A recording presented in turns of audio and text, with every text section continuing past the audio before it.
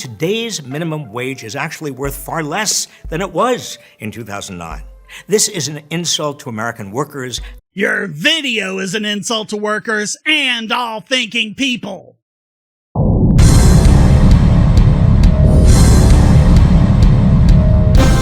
It's far past time to raise the minimum wage to at least $15 an hour. I have a whole playlist of minimum wage videos.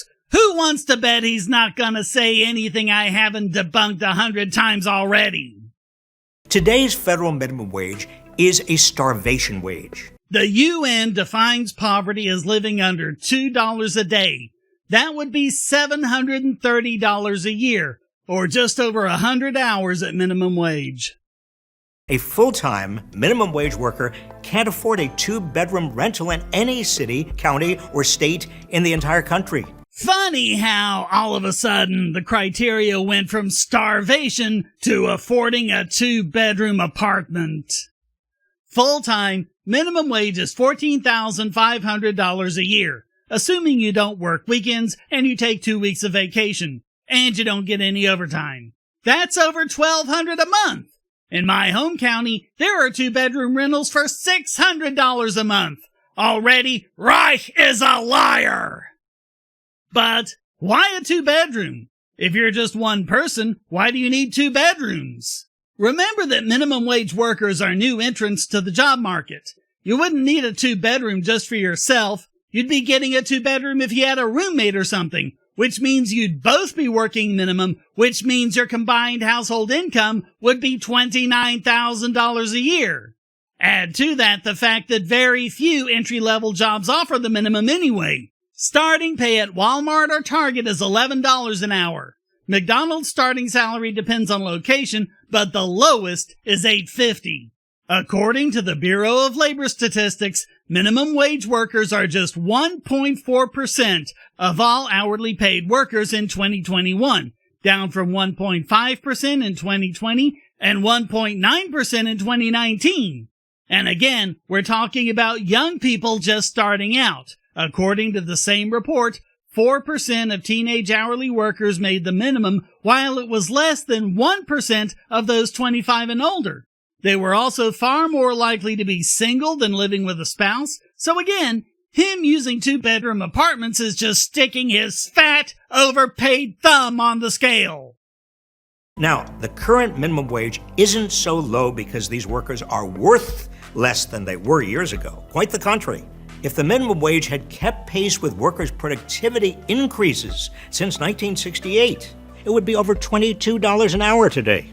Ah, so that's how much your wonderful inflation stole from them. Weren't you the one saying we didn't have to worry about inflation only last year? In 1964, the last year when money was made out of silver, the minimum wage was $1.25. 5 quarters at the time contained about 0.9 ounces of silver. At today's prices, that'd be about $16.75. It's no coincidence that, on your graph, productivity and wages start to diverge when Nixon closed the gold window and took us to solely fiat money, the type of money system that you insist we keep. So the real reason why minimum wage workers don't have the purchasing power you'd want to give them at 15 or even more is because of your precious government inflating the currency. Myth number 1.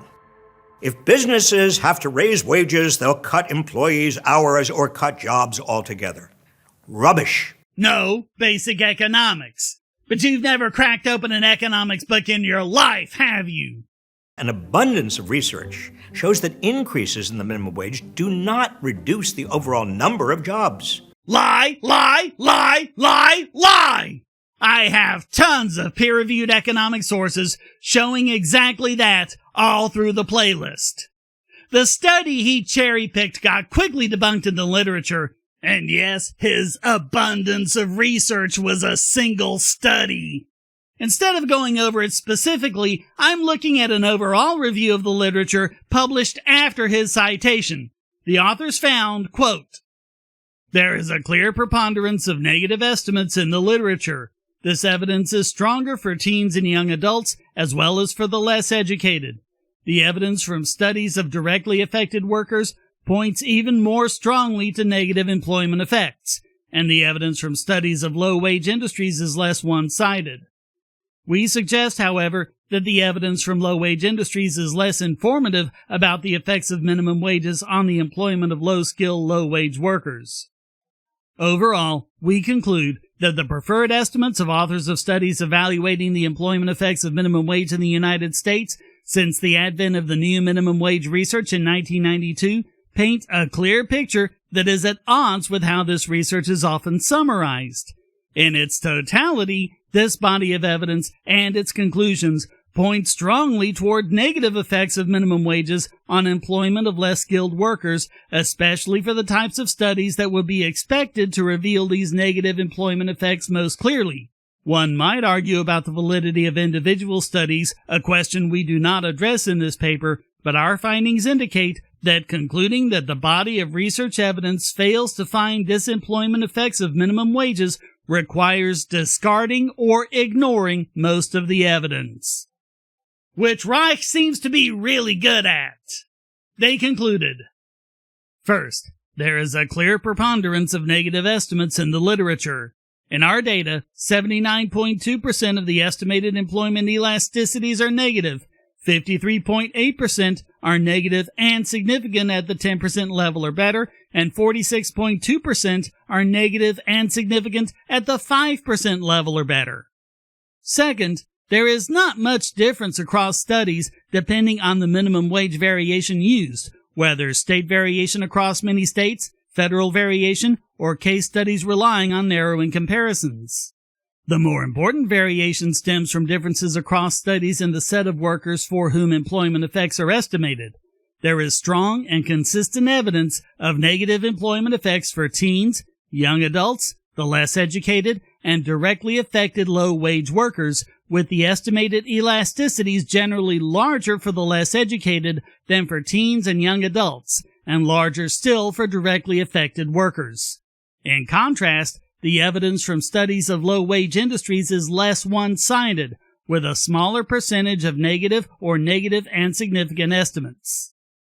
Overall, we conclude that the preferred estimates of authors of studies evaluating the employment effects of minimum wages in the United States since the advent of the new minimum wage research in 1992 paint a clear picture that is at odds with how this research is often summarized. In its totality, this body of evidence and conclusions point strongly toward negative effects of minimum wages on employment of less skilled workers.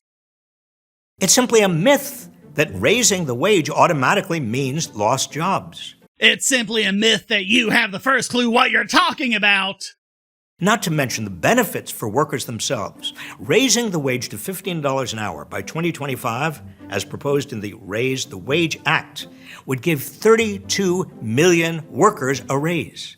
No, it wouldn't. For most of them, it would put them out of work. The preponderance of the economic literature confirms it.